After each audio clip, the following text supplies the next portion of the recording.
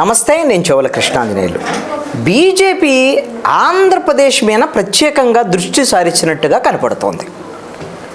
దక్షిణ భారతదేశంలో తన బలాన్ని పెంచుకోవడానికి బీజేపీ విశ్వ ప్రయత్నాలు చేస్తుంది.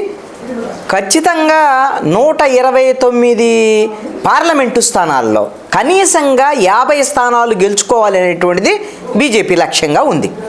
ఇప్పుడు ప్రస్తుతం అయితే 29 ఎంపీ స్థానాలు మాత్రమే బీజేపీకి ఉన్నాయి దక్షిణాదిలోనే 5 రాష్ట్రాల్లో. దాంట్లో 25 కర్ణాటకలోనే ఉన్నాయి, ఒక 4 మాత్రమే తెలంగాణలో ఉన్నాయి. ఇక మిగతా ఏ రాష్ట్రాల్లో కూడా వాళ్ళకి కనీసమైనటువంటి బోనీగూడు కొట్టేటువంటి పరిస్థితులు. ఆంధ్రప్రదేశ్లో అయితే వాళ్ళు నోటాతో పోటీ పడారు.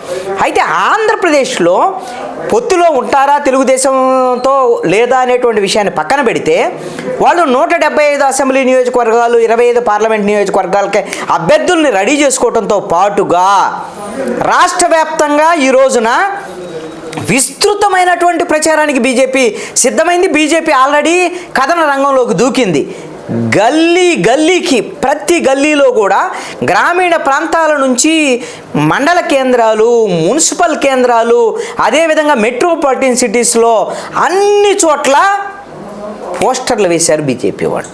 ఈ పోస్టర్లు ఏమిటయ్యా అంటే, ఏపీలో ఒకసారి అవకాశం ఇవ్వండి, మోడీని మరొక్కసారి గెలిపించండి అనేటువంటి దాని మీద బీజేపీ మల్టీ కలర్లో పోస్టర్లు వేసి ఈ నినాదం మీద కమలం గుర్తును అత్యంత పెద్దగా వేసి ప్రజల్లోకి తన బీజేపీ యొక్క కమల గుర్తును విస్తృతంగా ప్రజల్లోకి తీసుకెళ్ళటానికి ప్రయత్నం చేస్తుంది. ఇదేమిటి అంటే, ఈ విధంగా పోస్టర్లతో మాత్రమే కాకుండా మొత్తం వాల్ రైటింగ్స్ ద్వారా కూడా, గోడ రైటింగ్లని గతంలో ఎప్పుడో 1990స్లో 90వ దశకంలో మనం చూసాం. అప్పుడు కమ్యూనిస్ట్ పార్టీ వాళ్ళు, లేదా బీజేపీ వాళ్ళు, బీజేవైఎం వాళ్ళు, ఆర్ఎస్ఎస్, బజరంగ దళ్ వీళ్ళు గోడరాతలు రాసేవాళ్ళు. ఇప్పుడు బీజేపీ మళ్ళీ గోడరాతలు రాస్తుంది. ఇదే నినాదం మీద ఏపీలో ఒక్కసారి అవకాశం ఇవ్వండి మేము అధికారంలోకి రావడానికి, మోడీకి కేంద్రంలో మరొక్కసారి అవకాశం ఇవ్వండి అని కమలం బొమ్మ పెద్దది వేసి ప్రచారం చేస్తున్నాడు. అసలు ఎందుకు ఈ ఆలోచన వచ్చింది ఏమిటి అని అంటే, మీరు ఒక్కసారి గమనిస్తే మొన్న బీజేపీ కేంద్ర నాయకత్వము ఆంధ్రప్రదేశ్లో 175 అసెంబ్లీ నియోజకవర్గాలు, 25 పార్లమెంటు స్థానాల్లో ఎవరెవరు పోటీ చేస్తారు, అసలు మనం విడిగా పోటీ చేస్తే అభ్యర్థులు ఎవరు, ఏంటి వాళ్ళ ఇష్టాలు ఏంటి, అసలు వాళ్ళు ఎందుకు విడిగా పోటీ చేయాలనుకుంటున్నారు, దీనికి కారణాలు ఏంటి అనేటువంటి దాని మీద అభిప్రాయాల సేకరణ చేశారు.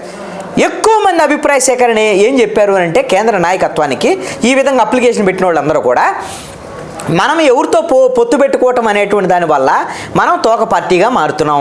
అదేవిధంగా బీజేపీ అనేటువంటిది కమలం గుర్తు అనేటువంటిది రాష్ట్ర వ్యాప్తంగా ఉండేటువంటి అన్ని నియోజకవర్గాలకి, అన్ని బూతులకు కూడా వెళ్ళటం లేదు. అసలు మన గుర్తే ఎన్నికల గుర్తే చాలామందికి తెలియటం లేదు. కాబట్టి మన ఎన్నికల గుర్తు కమలం గుర్తుని ప్రతి బూత్ లెవెల్లో ఉండేటువంటి విధంగా 175 అసెంబ్లీ నియోజకవర్గాలు, 25 పార్లమెంట్లో పోటీ చేయడంతో పాటుగా మనం కమలం గుర్తును విస్తృతంగా జనంలోకి తీసుకెళ్లాలని చెప్పారు.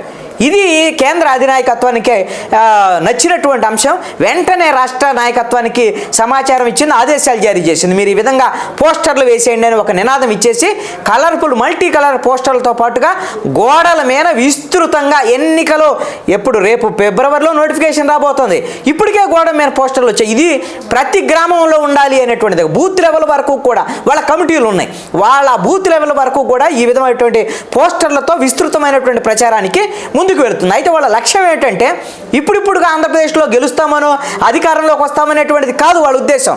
కేంద్రంలో అధికారం వస్తామనే ధైర్యం ఉంది వాళ్ళకి.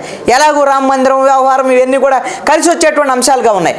కానీ దక్షిణ భారతదేశంలో దీర్ఘకాలికంగా భవిష్యత్తులో పునాదులు వేసుకోవాలి అని అంటే నరేంద్ర మోడీ నాయకత్వంలో ఉన్నప్పుడే 3వసారి ప్రధానమంత్రి అయ్యేటువంటి నేపథ్యంలో నరేంద్ర మోడీకి ఒక క్రేజ్ ఉంది. కాబట్టి దక్షిణ భారతదేశంలో ఉండేటువంటి ఈ మిగిలిన రాష్ట్రాల్లో కూడా కర్ణాటక, తెలంగాణ కాకుండా ఇక ఆంధ్రప్రదేశ్, అదేవిధంగా తమిళనాడు, కేరళ ఈ రాష్ట్రాల్లో కూడా తన బలమైనటువంటి ముద్ర వేసుకునేటువంటి ప్రయత్నంలో భాగంగానే ఈ విధమైనటువంటి విస్తృతమైనటువంటి గోడరాతలు, పోస్టర్లు వేసేదానికి ప్రయత్నం చేస్తుంది.